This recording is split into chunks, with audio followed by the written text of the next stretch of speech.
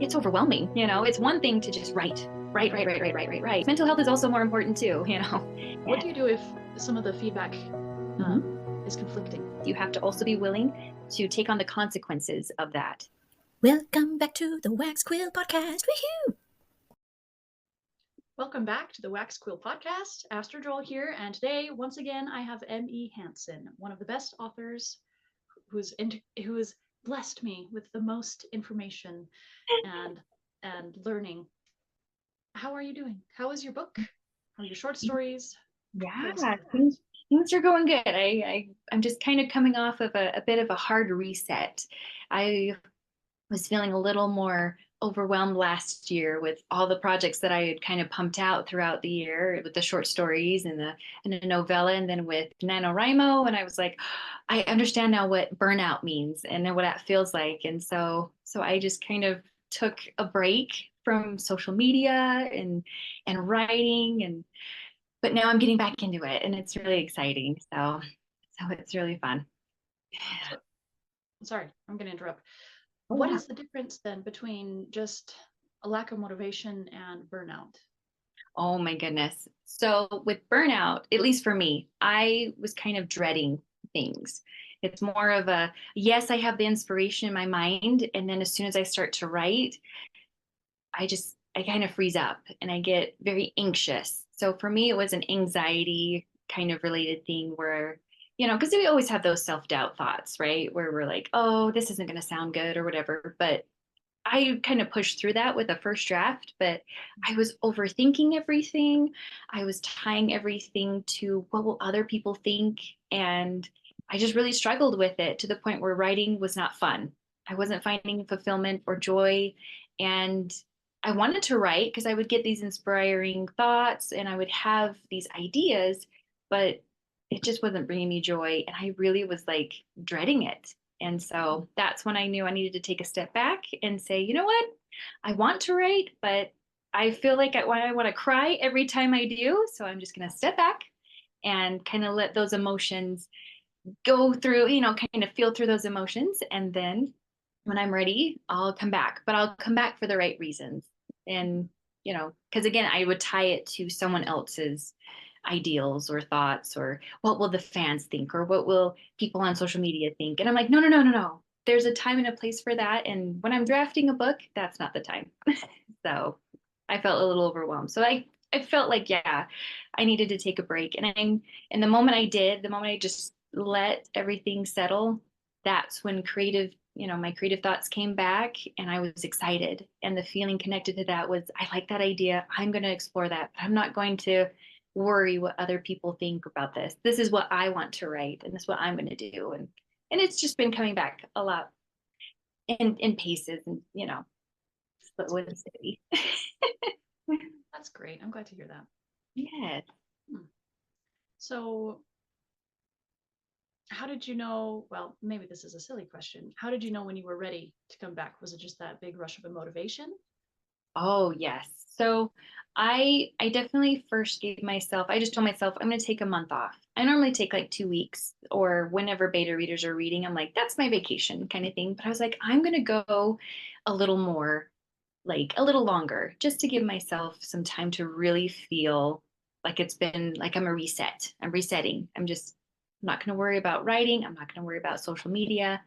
And how I felt I knew it was time to come back is one, when my little timer went up, I went for a whole month. I made a calendar and everything just to force myself not to come right back in and jump in and, kind of ruin that break. But once that time was up, then I decided, you know what?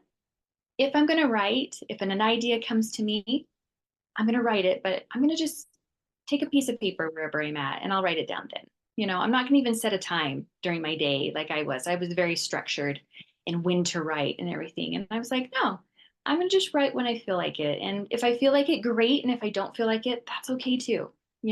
I'll have this idea, I'll come back to it later.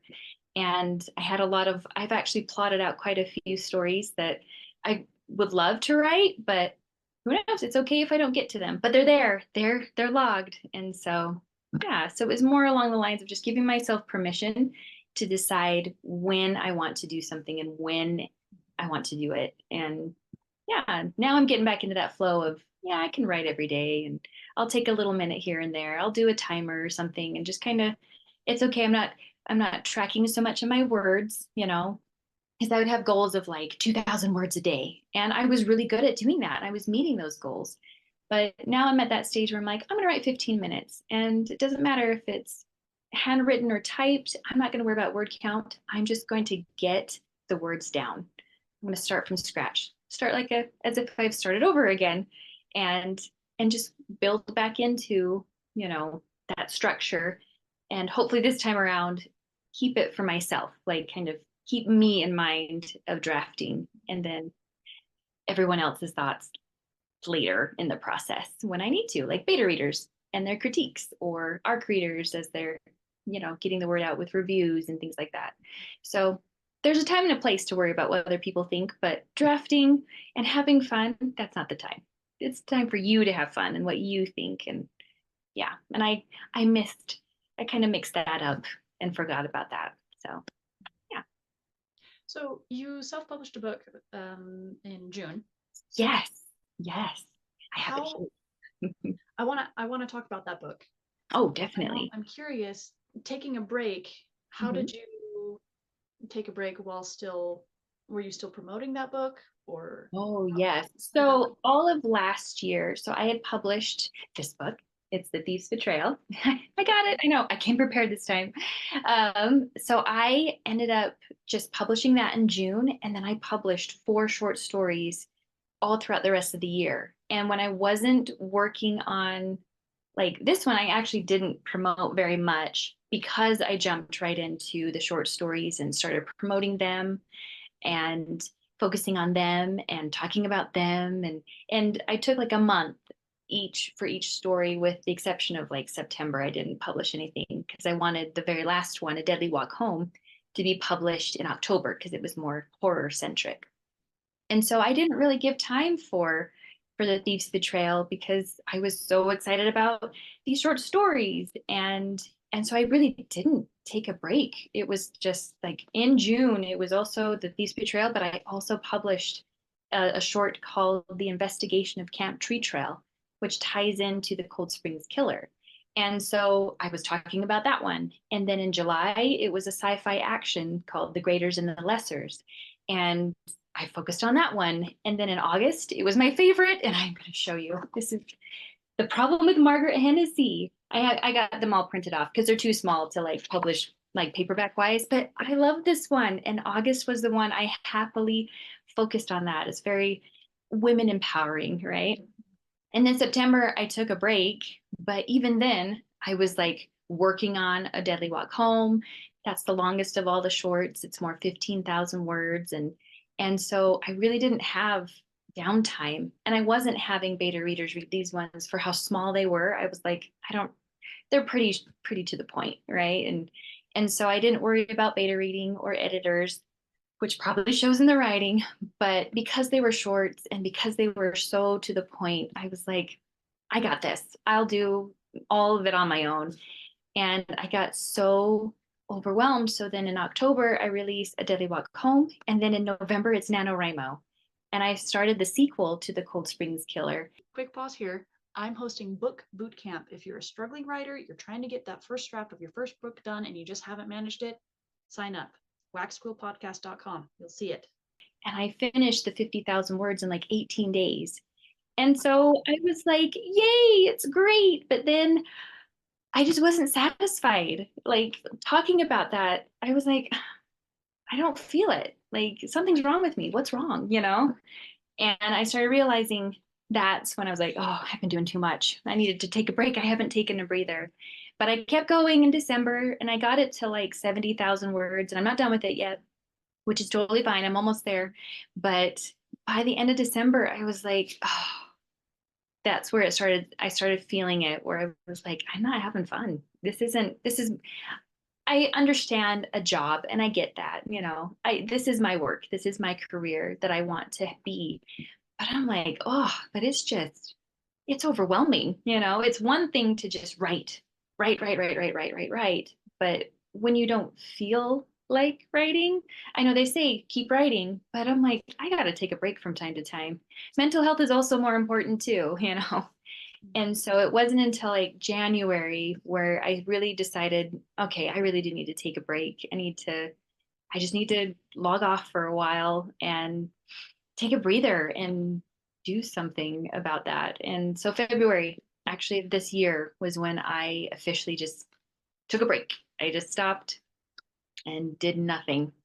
And it was nice and it's been enjoyable. It's putting things into perspective. And I've really loved that too. So, yeah. Oh, hearing all that, I'm not surprised you got a little burnt out. That's a lot of Oh, writing. yes. Congratulations. Thank you. That's incredible. Incredible. Okay, now Mhm. show me the cover again, because that's Okay. one handsome man on there. Yes. And tell me Yes. about your book. Okay. Oh, it's So beautiful. thank you. So I did design this cover. I ended up making it just on Photoshop. I have the business license for Photoshop, which gives me a variety of free fonts and some licensing to actually create things for sale. And so if you're curious about the difference of that, you know, sometimes you have a regular, like a student license or a business license, and we chose the business because I do intend to sell things, sell products. And so I had access to fonts that could be useful for that. And I learned, I just did tutorials. I tried to make this look like metal, you know, tried to look at other covers for fantasy, and they have like fancy little embellishments and stuff. Mhm. And again, all of this is on Photoshop. The image I got, all images, the background image, the guy, his eyeball, all of that I go to Pixabay.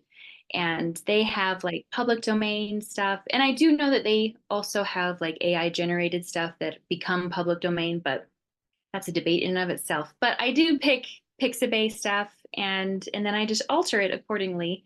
And I play around with color, the color lookup for those who are familiar with that. And yeah, and I just make sure this handsome devil gets well known because this is what the thief would look like, I guess. And then the background, it's again just a repeat of the background. And then I have my back blurb with it and my publishing logo is K&M Publishing. And so yeah, Can you read us the blurb? yes, I can.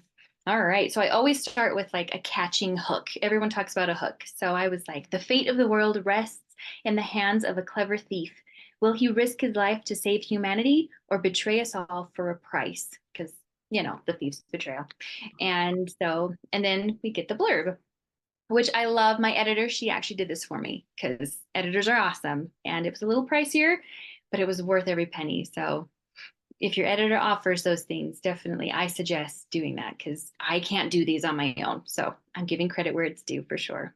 So this is what she was able to kind of help me with and what we collaborated with, which was more her than me in any way and everything. So for peasants, seeking opportunities in a new kingdom is a fool's errand, but it's the only chance for the desperate criminal to escape his painful past until he encounters a drunk man with a strange map and even stranger claim. Following the magical map will grant its possessors greatest desire. When destiny intervenes, the thief gets hold of the map and realizes the drunkard's incoherent ravings aren't so outlandish. Through a psychic bond, the map's creator whispers promises that the thief's most earnest wish is within reach. Though reluctant to accept an offer seemingly too good to be true, the thief once again becomes trapped in fate's inescapable current. He can only hope it will carry him to the brighter future he pursues, cleansing him in the process. But change isn't so easy as riding the tides, and faced with impossible choices, he soon learns that terrible strings are attached to his wish and what kind of man he truly is. Will his quest for absolution inadvertently doom all of mankind, or can the thief pick fate's pocket and win? And so, yeah, I It know. sounds very, very intimate It with is. his journey. It is. I love it. Huh. It sounds more character based than Yes. plot based, which I love those stories. Very much. I find that a lot of my works are character based because I'm focusing on those characters and how they can be relatable, and I put them in those situations that just to see what they would do. So, yeah, I like character based writing. Thank Sounds wonderful. It looks fantastic. And you. how has it been promoting that book as a self-published author? How Oh, how does well, that work? it's been fun. I have to remind myself that regardless of my followers and the number of followers on social media, that won't equate to sales. So just because I average about 700 to 1,000 followers at any given time doesn't mean that all 700 people are going to go and buy that book right as soon as it's been released. And so that was one thing I definitely learned at the beginning of like social media and stuff.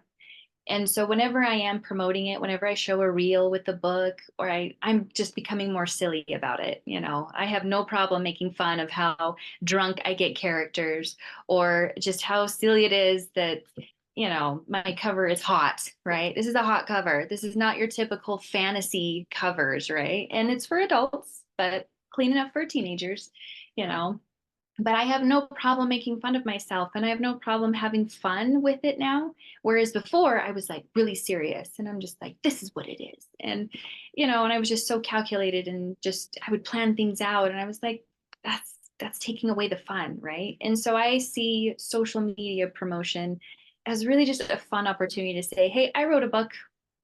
It's fun, read it, it's scary or whatever. And and then I just kind of try to do that maybe once or twice a month, or just depending on when I feel like it. And and it's been fun. Like, it's not really selling, which is fine, and I have no problem with that. That's a reality that we have as indie authors, because I'm still kind of in that startup phase, I guess, where yes, I'm writing, but I don't have a personal website, which I'm hoping to get this year. I know I mentioned it last year I think when we were being interviewing and talking, and I was like, that's definitely this year's goal. And that will be a new hub or a new place to like bring followers to, or to kind of say, hey guys, this is where all my works are now. So you don't have to feel too obligated to go straight to Amazon. I mean, it'll probably still link you there, but at least all of my work shall be in one place. And yeah, it's more just a process, and to take time and be patient with that process, because some things I'm still trying to figure out, like my audience when I am on social media, like what hashtags should I be using, right? And I mean, I'll make a reel, get like 2,000 or sorry, 2,000 views, and then I'm like, what hashtag was that? How did this go viral or whatever? And then I would do the same hashtags for something different, and nothing. I'm within like 200 views or something. And I'm like, I don't know. Human behavior is weird, and computer overlords are just very tricky. Okay. Algorithms are not fun, but it really is just having fun and not taking it too serious, because once you do, the fun goes away, and then you're burnt out, and then you're like depressed, and you're thinking, oh, this isn't fun, and I don't like this. And then you don't have that opportunity to grow or to try something new or whatever, and you just kind of build a wall. At least I have. And so as far as social media goes, I really just remind myself, I'm just here to inform everyone. I'm a writer, and I'm having fun now. And whether you buy my book or not, it's got a hot cover. It's got a cool, story. It subverts a lot of fantasy tropes. It's a cautionary tale. And if you're interested, feel free to buy it, because it's great and I would love that. But at the same time, people have their choices, just like I would. I'm not going to buy every book that's being sold on there. And and it's just a question of just being okay with yourself, like being okay with the fact that you aren't going to be successful overnight. That's very rare. And that these things do take time. People find success over years. And sometimes it's your 10th book that ends up being noticed, and you get your interviews and your 15 minutes of fame, and then you have to stay relevant. And if it's like, do I really want to do that? And so it's just what you're willing to put into the process, and what you're willing to share, and what you're willing to do, and how badly you would want those things. But it's okay if you find out that you don't want it after all, and you can take a step back, and you can take a breather and take a break. Yeah. Well, I'm so impressed. I'm new to the social media game too, Mm-hmm. I'm new to this whole podcasting thing. I am not a published writer, a self-published nor traditionally published. Yeah. And I didn't even know that stories were a thing. Like last time I interviewed you, you Yeah. put some stories of the interview, and I was like, oh, cool, I'll post it later. And it disappeared. It's like, Yeah. ah! 24 hours. Yep. Oh, yeah, it's crazy. And Yeah. whenever I see your posts, they always make me smile. So you're doing a great job with those. Thank And you. they're fun. Yeah. I am hosting a book boot camp Ooh. because I am good. I'm not published, but I Yeah. am really good at getting a first draft finished. And there's a lot of people who don't Mhm. necessarily want to be published authors, but Yes. they just want to write books and they're having a hard time getting over the self-doubts, getting over Mhm. the tension, the anxiety of just sitting down and writing it. So that's what the book boot camp is for. Nice. And some of my cadets have given me some questions, particularly for you. Wonderful. So I would like to ask you some of these questions. Let me just Yeah. Yes. go over here, turn on my mouse, and scroll up. Okay. When do you decide to be done fixing your story before an editor looks at it? Oh my goodness. So I have a process, and I'll quickly review that. I write my first draft first, and then I look over it. I consider that the second stage. I'll say stages, not drafts. Then beta readers are the third stage, and they get to read over it, answer my questionnaires, give me critiques and feedback. And then I go over that. That would be the fourth stage. I go over their feedback. But every time I go to the next stage, I don't go back to the last one. So I tell myself I'm not allowed to look back, right? Now, granted, because I'm going over it a variety of times, I can fix things as I go. But with that first draft, it's literally as I go through that first chapter, I get whatever I can get, and then I move on, right? I don't go back to a first chapter. I just keep going. I just keep going. Second one, when I'm doing my self edits, I keep going just because unless there is something crazy that happens to make me go back to first chapter or second or whatever, I just say, nope, I will fix it with the beta stage. And I just keep moving forward. I don't allow myself to look back, basically. And that kind of motivates me to keep going forward and not lingering too long on that one detail, right? Or whatever it is. I'm like, I'll get that later. I can get that later.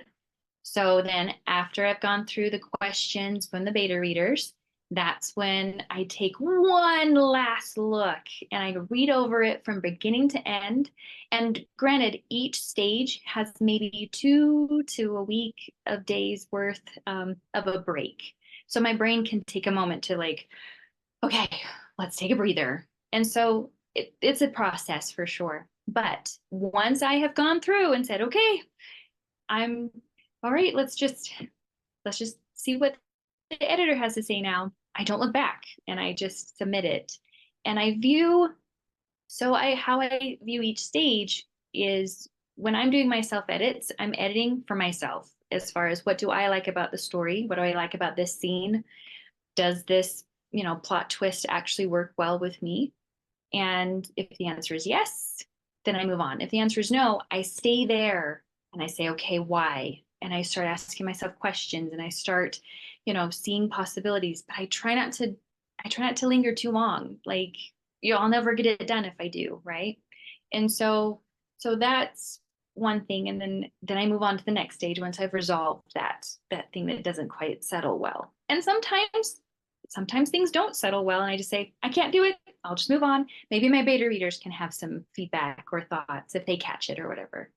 So yeah. So when I decided, it really is just along the lines of, have I answered everything that I think I need to cover? Have I covered everything that's important to the plot, that's important to the characters? And if I can say yes, then now it's time for the editor to look at it. So I view beta readers as like the besties that look at your cute outfit and they're like, your hair is so cute. I love that. That color doesn't work really well with you, but let's change it up a little.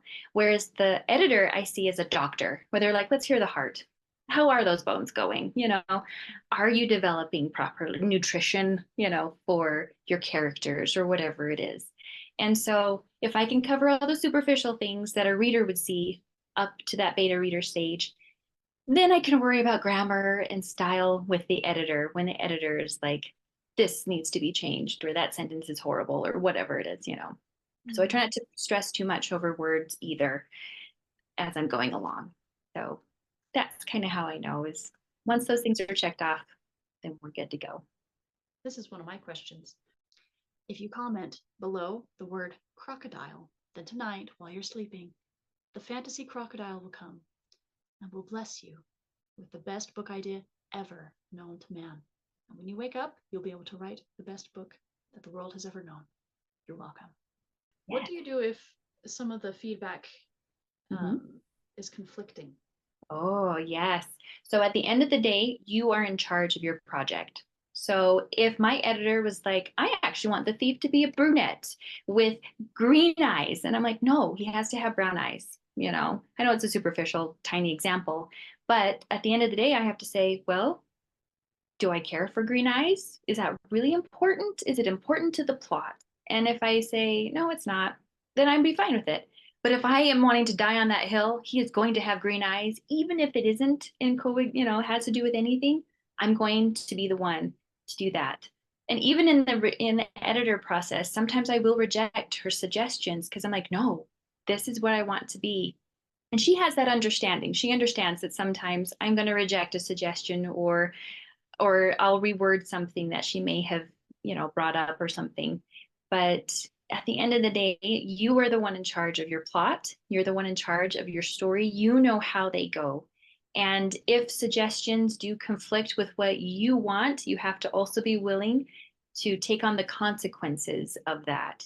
I may choose to have, I don't have any racist characters, but I had one in Whispers of Addington Manor. There was something that readers would consider kind of racist. And I was like, oh, you're right. I see that now. I'm so sorry. And then I quickly, I changed it. But before that was brought to my attention, I was like, this is totally fine. This is how it was socially for that, that person or whatever. And when it was brought to my attention, I had that opportunity to decide, do I want that? How, is this really important? And it wasn't. So I accepted it. But then there were other times where I know that my editor wanted a little more sympathy for the villain of Whispers of Addington Manor. She was like, we want to be nicer to this person, right? And I was like, no, they are evil, and I want them to be evil. And so I rejected anything that she suggested that would give some sympathy or compassion or even justification for the enemy. And it wasn't vague or anything, but I was like, this is how Eliza Addington has to be. And so, yeah. So at the end of the day, you have to be accepting of whatever you choose to keep in your book and what you choose to take out. So. This concludes the first half of this podcast. Stay tuned for part 2. Thanks for listening. Please subscribe and follow. Love you. Bye.